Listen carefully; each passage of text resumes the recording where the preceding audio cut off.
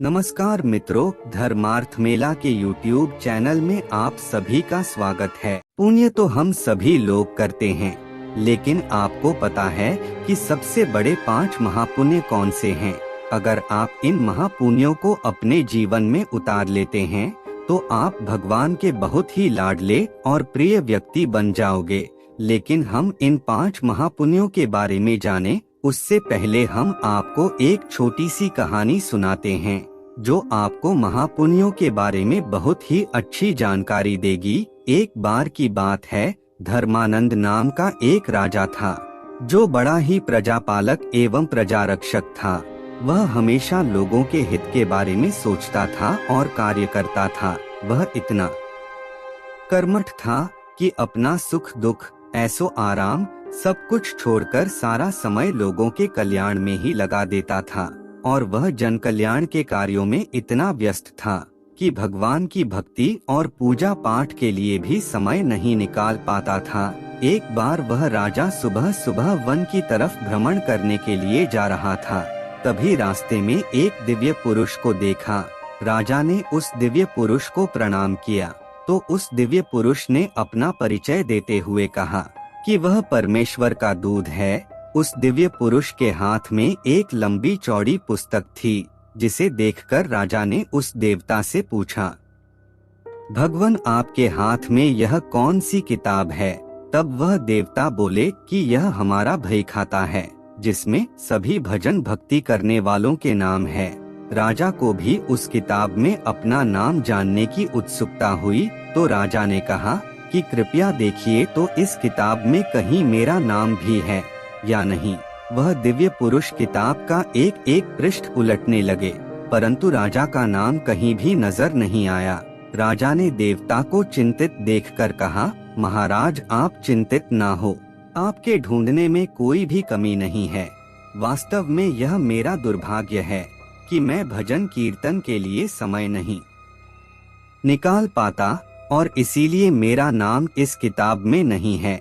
उस दिन राजा के मन में आत्मग्लानि सी उत्पन्न हुई, लेकिन इसके बावजूद उन्होंने इसे नजरअंदाज कर दिया और पुनः परोपकार की भावना लिए दूसरों की सेवा करने में लग गए।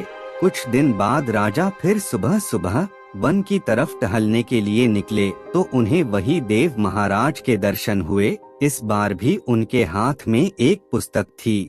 इस पुस्तक के रंग और आकार में बहुत भेद था, और यह पहली वाली से काफी छोटी भी थी। राजा ने फिर उन्हें प्रणाम करते हुए पूछा, महाराज आज कौन सा बही खाता आपने हाथों में लिया हुआ है? देवता ने कहा, हे राजन, आज के बही खाते में उन लोगों का नाम लिखा है जो ईश्वर को सबसे अधिक प्रिय है। राजा ने कहा, कितने भाग्यशाली होंगे वे लोग, निश्चित ही वे दिन रात भजन में लीन रहते होंगे।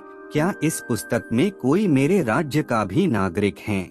ऐसा सुनते ही महाराज ने बही खाता खोला, और यह क्या? पहले पन्ने पर पहला नाम राजा का ही था। राजा ने आश्चर्यचकित होकर पूछा, महाराज मेरा नाम इसमें कैसे लिखा हुआ है? मैं तो मंदिर भी कभी कभार ही जाता हूँ। देवता ने कहा, हे राजन, इसमें आश्चर्य की क्या बात है?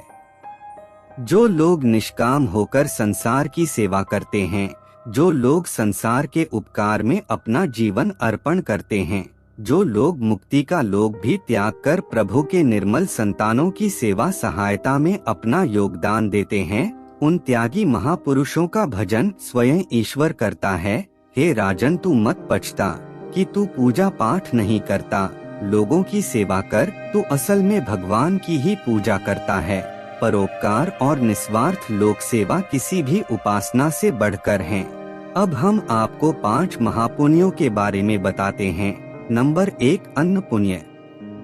किसी भूखे को भोजन कराना, चाहे वह मनुष्य हो या जानवर, अपने सच्चे हृदय से उनको भोजन कराना, यह पहला सबसे बड़ा पुण्य है। नंबर 2, शयन पुण्य। निराश्रित मनुष्यों या जानवरों को आश्रय देना, यह दूसरा सबसे बड़ा पुण्य है। नंबर 3, वचन पुण्य।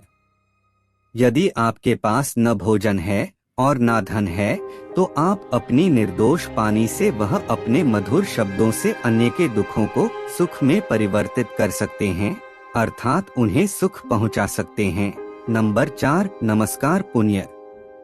अपने से बड़ों को प्रणाम या नमस्कार करना और छोटों के प्रति नम्रता पूर्ण व्यवहार रखना, यह सबसे बड़ा पुण्य है। बड़े बुजुर्गों के चरण स्पर्श करने मात्र से ही आपके पास पुण्य में बदल जाते हैं। नंबर 5, मन पुण्य। हृदय में सभी प्राणियों के प्रति सुख की भावना रखना और अहिंसा का पालन करना बड़ा पुण्य है। अर्थात पुण्य वह है जो आप अपने पवित्र हृदय, द्वेष मुक्त चित्र व मस्तिष्क के उच्च भाव व उच्च विचारों के साथ करते हैं। तो मित्रों, आज की यह प्रस्तुति आपको पसंद आई है तो प्रस्तुति को लाइक अवश्य ही करें और ऐसी ही मूल्यवान बातों को जानने के लिए आप हमारी चैनल धर्मार्थ मेला को सब्सक्राइब कर सकते हैं। अब हमारी मुलाकात फिर से एक और नई प्रस्तुति में होगी। तब तक के लिए जय जय श्री राम।